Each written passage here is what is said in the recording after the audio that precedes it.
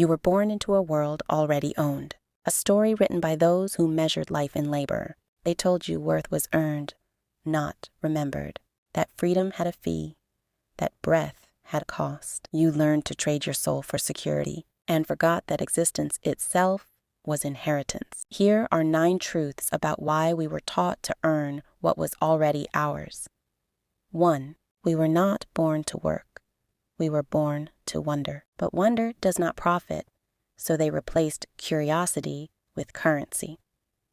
The idea of hard work as virtue began when survival was organized by power. Kings needed loyal workers, so struggle became holy. 3 taxes were once offerings to gods, now tributes to governments. The altar changed.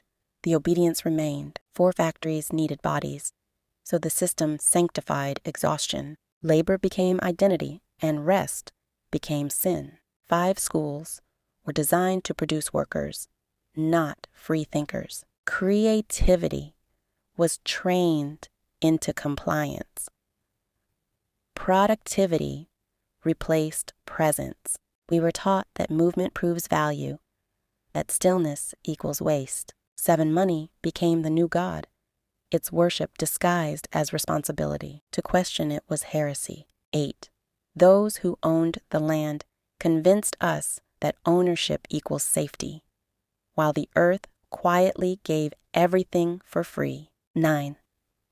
The system survives by our amnesia, by convincing us that existing requires permission. And so we realize the world was never broken, only borrowed by belief. The earth still remembers how to give without taking. Freedom is not rebellion, it is remembrance. We were never meant to serve the system, only the soul. So we ask ourselves, when did labor become identity? Who benefits from our exhaustion? What would happen if we stopped measuring worth in effort? Why do we fear stillness more than control? And are we ready to remember that life was always free? You were not born indebted.